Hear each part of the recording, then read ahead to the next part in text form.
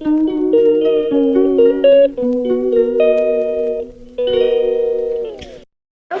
Good morning, જય શ્રી કૃષ્ણ બધાને. તો આજનો તો મસ્ત દિવસ સ્ટાર્ટ થઈ ગયો છે અને થોડોક મોડો થયો. જો કે અમારી મોર્નિંગ તો સવારની વહેલી થઈ ગઈ હતી. અત્યારે તો 11:30 વાગી ગયા, પરંતુ કામમાં હતા ને પાછા આરવની થોડી ઘણી મજા નથી ને એટલે એને થોડી ઘાટી જેવું હતું એટલે એ લોકોએ ઉપાડવા ગયા હતા. અને અત્યારે જો અમારે અહીં ધોરે દિવસે પણ લાઇટ કરવી પડે, કારણ કે બહાર એટલું અંધારું છે અને વરસાદ જેવો માહોલ પણ છે. હવે જોઈએ આજે વરસાદ આવે કે ના આવે. જો કે વીજળી તો થાય છે, પરંતુ વરસાદની રાહ જોશું. અને અહીંયા હવે રસોઈની તૈયારી કરવાની છે. દૂધ ગરમ થાય છે અને આરવને હીરો ભાભી રમાડે છે, કારણ કે કંઈ ખાતો પીતો નથી તો થોડુંક શું કહેવાય કે રમાડતા કંઈક ખાઈ લે તો વધારે સારું, બાકી શરીરમાં નબળાઈ રહે એટલે. અને આજે તો એક સ્પેશિયલ દિવસ છે. આજે છે हमारी मम्मी नो बर्थडे. आज मेरी मम्मी का बर्थडे है, तो मम्मी ने हैप्पी बर्थडे અને મેં એના માટે કંઈક લખ્યું છે, તો એ આવે એટલે હમણાં એને સંભળાવવું અને એના રિએક્શન લઈએ આપણે અને જોઈએ પછી હવે તો રસોઈની તૈયારી સ્ટાર્ટ કરી દઈએ. ને અહીંયા આપણી મમ્મી પણ આવી ગઈ છે. Mummy happy birthday. Thank you. બીજી વાર ના બીજી વાર કારણ કે છે ને મમ્મીને આમ 15 તારીખે એ લોકો ઉજવે. મમ્મી પહેલાંથી 15 તારીખે જ મનમાં છે, પણ મેં DLC-માં જોયું હતું. DLC-માં મમ્મીને 18 તારીખ છે, તો બધાય 15 તારીખે મનાવે. મને છે ને ખબર પડી ને મેં 18 તારીખે વિશ કરો. એટલે આમ તો સારું, મમ્મીને 2 બર્થડે આવે. હા, 2 ગિફ્ટ આવે. ત્યારે મમ્મી માટે કંઈક લખ્યું તો હું તમને બોલીને સંભળાવું. મમ્મીને સંભળાવું, મમ્મીએ હજી જોયું નથી. તો હેપી બર્થડે મેરી માળી. કહેવા કે લખવા માટે શબ્દો તો આછા પડે તારી મમતા આગળ, જોકે તારા પ્રેમ અને મમતા આગળ આખી દુનિયા જ ઝાંખી પડે.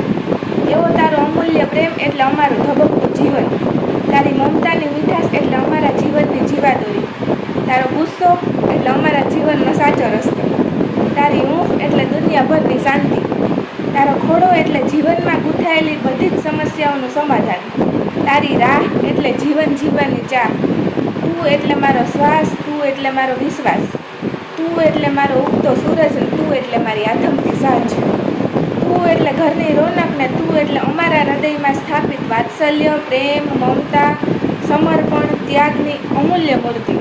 તું છે તો અમારી દુનિયા રંગીન છે, તું છે તો અમારા જીવનમાં હર પણ કંઈક નવીન છે, તું છે તો 4 દિવાલોનું આ મકાન પણ એક ઘર છે, તું છે તો અમારા બધાના જીવનના પ્રેમની સાંકળ છે, તું છે તો અમારા બધાનું કંઈક કારણ છે, બસ તું છે તો અમે છીએ. તારા આ જન્મદિવસ નિમિત્તે તને ઘણી શુભેચ્છા. પછી કહેવાય છે ને કે મીઠા મધુને મીઠા મેઘુલા રેલો, એથી મીઠી છે મોરી માત જો જનનીને જોડ સખી નહીં મળે રલો. ના જેવું તો ક્યાંય ન મળે ને. લવ યુ ટુ તો કે મમ્મી ઇમોશનલ થઈ જાય હવે, એટલે આપણે કંઈક બીજા વાતે ચડાવવી પડશે.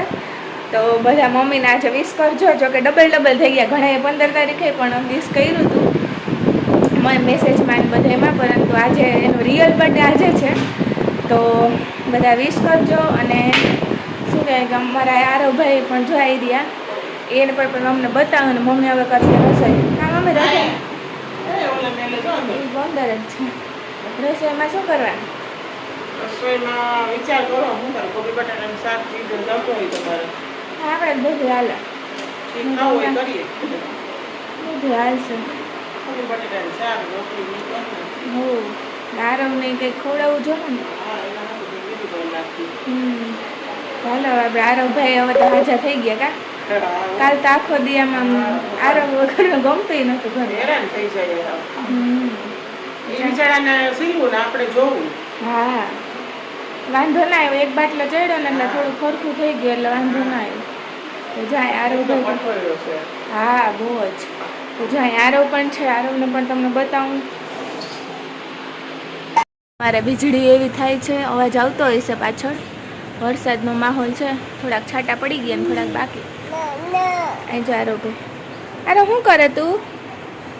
હું કાલે જય શ્રી કૃષ્ણ કે ને જય શ્રી કૃષ્ણ એમ નહીં ડૉક્ટર આવે વીજળી થાય કેમ કરવાનું વીજ થાય તો આરવના હાથમાં પટ્ટી પણ છે હજી 3-4 ઇન્જેક્શન બાકી છે આજ સવારે પણ એક માર્યું હતું ને આરવ અહીં હું તો અત્યારે અહીં વીજળીને થઈને જોવે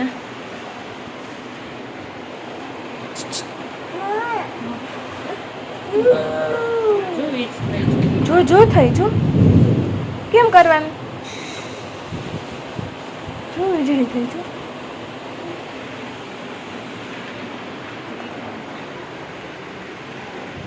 તો અહીંયા મસ્ત વરસાદી માહોલ થઈ ગયો ને ઠંડો ઠંડો પવન પણ નીકળ્યો હવે જોઈએ વરસાદ આવે કે ના આવે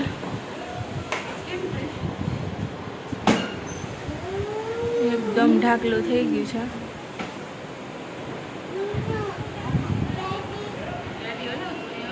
અને ધીમે ધીમે વરસાદ પણ ચાલુ થઈ ગયો છે છાંટા હવે લાગશે કે આજે આખો દિવસ આવશે વરસાદ જોઈએ હવે શું થાય અને અમારે પણ સાંજે આજે ડૉક્ટરના રિપોર્ટ બતાવવા જવાના છે જે મારા રિપોર્ટ કર્યા હતા ને તો હવે સાંજે જાશું અને અત્યારે હવે આપણું મારો ભાઈને રમાડવાનું સ્ટાર્ટ થશે જો પાછળ વીજળીનો અવાજ પણ આવે છે હું ને આરવ રમશું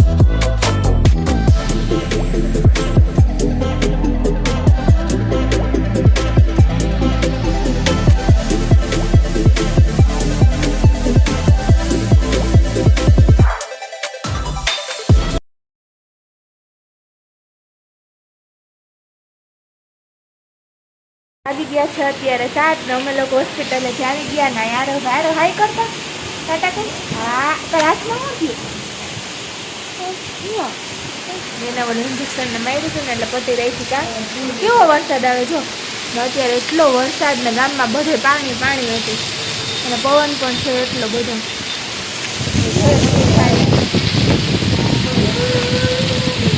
અવાજ આવતો જાય છે પાછળ દેખાતું નથી અને એટલો બધો વરસાદ ને પવન પપ્પા શાંતિ થઈ ગઈ ને કા વરસાદ આવી ગયો ફૂલ વરસાદ ગામમાં તો બધું પાણી થઈ ગયું હા પવન આ તો જો ઝાડવા નમી ગયો અહીંયા જો આ બધા ઝાડવા નમી ગયા એકદમ પવન છે